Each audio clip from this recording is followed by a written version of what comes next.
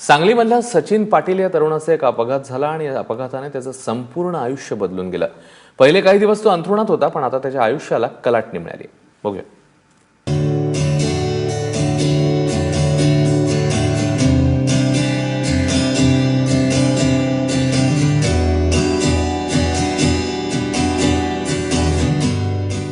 सचिन वसंत पाटील नवोदित लेखक म्हणून आता ओळख मिळवू लागलाय, पण त्याचा लेखक होण्याचा प्रवास थोडा कटू आहे। पदवीचे शिक्षण घेत असताना बैलगाडी घेऊन शेतात जात होता। अचानक बैल उधळला आणि जणू आयुष्याची बैलगाडीच रस्त्यावरून घसरली।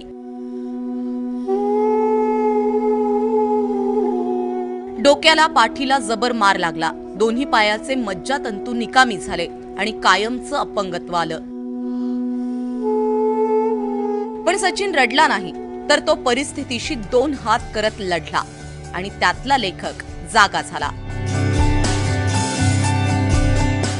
मग पुढच्या काळात मग आमचे वडील चांगले वाचक होते। मग ते चांगली पुस्तकं वाचनालयातून आणून मला वाचायला देऊ लागले। मग ती पुस्तकं मी वाचू लागलो आणि त्यामध्ये माझी जन्मठेपसारखं पुस्तक असू दे किंवा पॅपेलॉनसारखं पुस्तक असू दे, त्यातून मला लेखनाची प्रेरणा मिळाली आणि मग मी थोडं लिहू लागलो। सचिन अंथरुणात खिळून राहिला नाही, तर त्याने लिखाणाचा धडाका लावलाय। ग्रामीण आणि शेतकऱ्यांविषयी तो तळमळीने लिहितो। सांगावा या पहिल्या कथा संग्रहाला अनेक राज्यस्तरीय पुरस्कार मिळाले। येरे येरे पैसा, अवकाळी विळखा हे कथा संग्रह प्रकाशित झाले। तर पाय आणि वाट हा ललित लेख संग्रह सध्या तो लिहितोय। त्याच्या कर्तृत्वाला कुटुंब आणि मित्रांनी मोठी साथ दिली।